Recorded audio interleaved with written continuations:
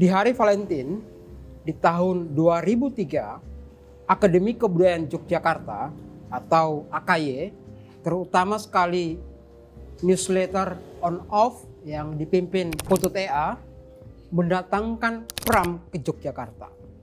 Tepatnya ke UC UGM. Saya ingat betul itu di hari Jumat dan pesertanya membludak.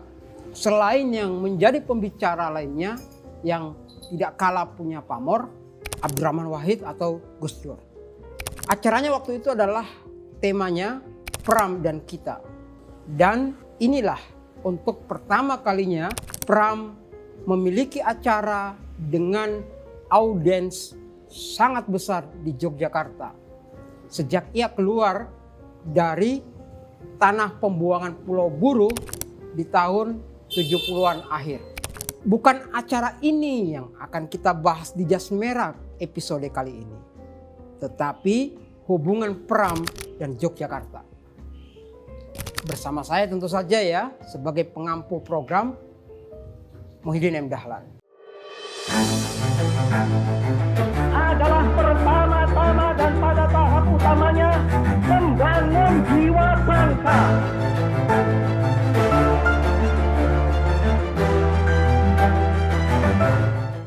Pramudi Anantatur, sastrawan besar, asal Blora dan berjaya di Jakarta, saya kira punya hubungan yang sangat spesial dengan kota Jogja. Sejauh pembacaan saya, cara Pram melihat Jogja itu seperti aktivis jalanan yang selalu membawa dan melempar bom molotov ke kepala pembaca tulisannya. Dan itu konsisten dilakukannya. Konsisten membuat kepala berasap. Membuat dada sesak seperti sehabis mengonsumsi gas air mata secara maksimum.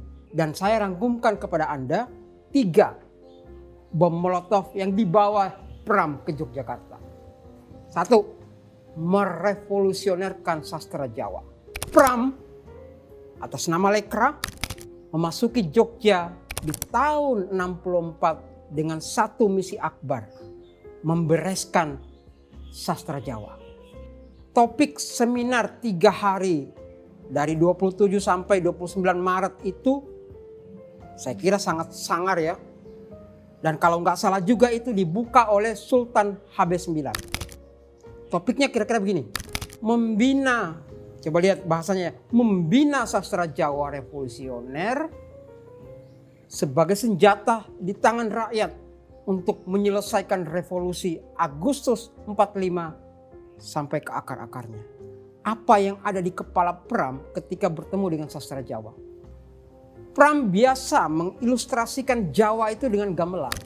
Kata Pram, seliar apapun sebuah pesta, gamelan tetap saja mendayu. Walaupun sastra Jawa itu mendayu-dayu, kata Pram, itu masih punya potensi untuk direvolusionerkan. Bisa ditumbuhkan untuk melawan feodalisme dan imperialisme. Sastra Jawa itu masih bisa dinaikkan kelasnya, katanya. Di Jogja, di seminar yang diadakan di UGM itu, Pram menegaskan ulang bahwa sastra dalam tradisi Jawa sudah sangat akrab dan bahkan menyatu dalam kehidupan masyarakat sehari-hari. Sastra Jawa itu sudah mendarah daging bagi kalangan petani sampai ke desa-desa. Ludruk, pembacaan puisi tembang di jagongan bayi, dan seterusnya, dan seterusnya. Cuman ada masalah di sana. Konten apa yang mereka lakonkan? Konten apa yang mereka pantunkan? Yang mereka tembangkan? Tugas Lekra, Pram di sini sebagai eksponen utama gitu ya di bidang sastra. Tugasnya adalah membereskan kontennya, membereskan isinya. Misi Pram ke Jogja adalah sastra yang berpanglimakan politik atau sastra progresif kulonungun di gerbang sastra Jawa. Bayangkan, kata Pram di makalahnya itu, lakon-lakon ketoprak, lakon yang belum diolah oleh Bakoksi. Ini lembaga berhimpun ratusan organisasi ketoprak di Jawa ya. Isinya itu melulu kultur raja. Isinya itu melulu menyanjung satria yang berkorban untuk segelintir manusia. Manusia-manusia, ini kata-kata Pram, yang kerjanya cuma ngoleksi wanita, menindas rakyat, isinya gandrung pada yang cabul-cabul sesuai dengan selera feodal. Di mana ketoprak itu dimainkan. Di bidang puisi, kebanyakan tembang isinya bagaimana menjadi pria yang baik, bagaimana menjadi abdi dan budak feodal yang baik dan benar. Itu pandangan Pram. Tahun 64 ia masuki Jogja dengan melemparkan bom Molotov untuk sastra Jawa. Jangan mau dikecok oleh klinik sastra yang menempatkan cerita Roro Mendut Pronocitro sebagai romansa belaka. Sebagai produsen bom Molotov di bidang sastra, Pram mengatakan, enggak, cerita Roro Mendut Pronocitro itu kayaknya udah difilmkan itu. Cerita Roro Mendut harus dilihat secara kritis dengan kata-kata Pram ya, kesadaran kelas yang tajam. Karena ini cerita tentang dua orang dari rakyat jelata yang tidak mendapat perlindungan hukum. Keduanya mati mempertahankan satu-satunya milik yang mereka impikan, yang mereka cita-citakan, yang mereka perjuangkan, diri mereka sendiri. Dengan konten seperti ini, kata Pram, pekerja sastra Jawa wajib hukumnya menggunakan karya Roro Mendut dan Pronocitro ini sebagai standar. Bukannya cerita Ramayana, Mahabharata, Arjuna Wiwaha, atau Dewa Ruci. Jadi Pram ke Jogja membawa misi bahwa sastra Jawa bisa menjadi titik bakar bagi kesadaran progresif kaum tani. Kesadaran progresif kaum tertindas di tanah-tanah mereka. Kembangkan karya lama yang maju yang diberi wajah baru atas isi yang lama. Itu yang pertama. Pram masuk Jogja untuk merevolusionerkan sastra Jawa. Yang kedua, Pram masuk Jogja lewat pintu gerbang Bantul. Tepatnya Mangir. Pram melempar bom Molotov ke Keraton Jogja dari sebuah desa yang tidak jauh dari perempatan Palbapang, Bantul. Kalau menikmati wisata Jogja, jangan melulu ke keraton aja.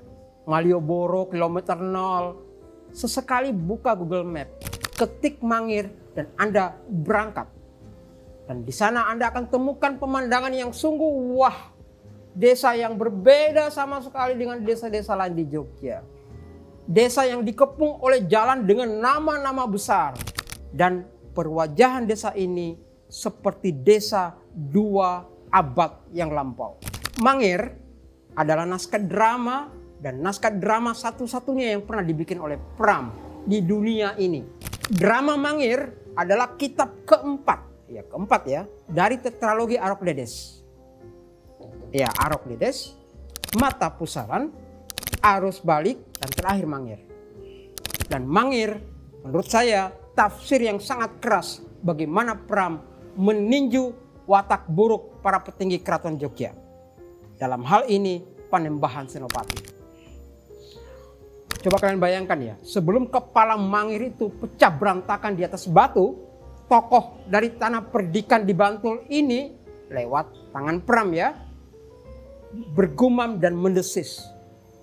Panembahan Senopati adalah raja dari segala dusta. Menurut saya ya, Mangir adalah sumbangan Pram untuk Jogja sebagai kota yang melestarikan kekerasan. Sialnya itu diwisatakan. Petilasan atau batu tempat kepala Mangir diledakkan oleh raja dijadikan Kementerian Pendidikan dan Kebudayaan sebagai cagar budaya, petilasan Watu Gilang, Batu Gilang, adanya di Kota Gede. Saya pernah menulis panjang itu di Mojok ya. Di dalam naskah lakon Mangir, Pram jelas menyebut gerakan pembangkangan Mangir berakhir di Kota Gede dengan kisah yang sangat-sangat memilukan. Politik tipu daya Panembahan Senopati membawa kepala Mangir yang jenius itu, yang penuh nyali itu, dan penuh sikap keras itu ke atas batu penghancur. Nah, kepala yang bersimpah darah di Watu Gilang itulah kemudian dicium sejadi-jadinya oleh Pambayun, oleh istri terkasih Mangir. Pambayun adalah putri Panembahan Senopati yang diumpan untuk memuluskan pemadaman gerakan tani Mangir di pinggir Kali Progo. Dan Batu Gilang yang tadi di Kota Gede dijadikan atraksi wisata sejarah. Saya kira ini praktek impunitas kekerasan yang dicagar budayakan. Cagar budaya Watu Gilang dari abad 16 itu seperti membawa pesan, jangan macam-macam dengan kekuasaan raja. Itu nomor 2 yang dibawa Pram ke Jogja. Yang ketiga, ini menarik ya, yang ketiga. Di saat berpidato di Manila, Filipina, di acara penganugerahan Magsaysay tahun 95 waktu itu, Pram menyinggung Jogja, menyinggung soal kelahiran mitos Nyi Roro Kidul oleh penguasa Keraton Jogja. Judul pidato Pram saat di Manila itu kira-kira begini, sastra, sensor, dan negara, seberapa jauh bahaya bacaan. Menurut Pram, para pujangga Istana Mataram menciptakan mitos Nyi Roro Kidul bagian dari kompensasi atas kekalahan armada militer Sultan Agung di saat menyerang Batavia. Abad 17, 2 kali menyerang, 2 kali kalah. 1628 kalah, berangkat lagi setahun kemudian kalah lagi. Dan ini bukan kekalahan biasa teman-teman sekalian ya. Tetapi menjadi alasan musabab lepasnya jalur perdagangan Sultan Agung di daerah Pantura. Jalur dagang internasional Sultan Agung lumpuh. Dan cerita Sultan Agung yang lain saya kira sudah disinggung oleh host Jas Merah yang lain ya, Irfan Afifi. Tapi ini sisi lain tentu saja dalam perspektif Pram. Untuk nutupin kehilangan rantai ekonomi itulah pujangga Jawa menciptakan Dewi Laut Nyi Roro Kidul. Ini semacam jaket, semacam selimut bahwa Mataram masih menguasai laut. Menguasai Laut Selatan, menguasai Samudra Hindia. Mitos itu bahkan ditambahi terus bahwa setiap Raja Mataram beristrikan Dewi Laut, termasuk Sultan HB 10 hari ini. Ada lagi, sering dengar pasti tabu ini. Dilarang memakai pakaian hijau kalau main ke pantai selatan. Kalau main air di Parangtritis.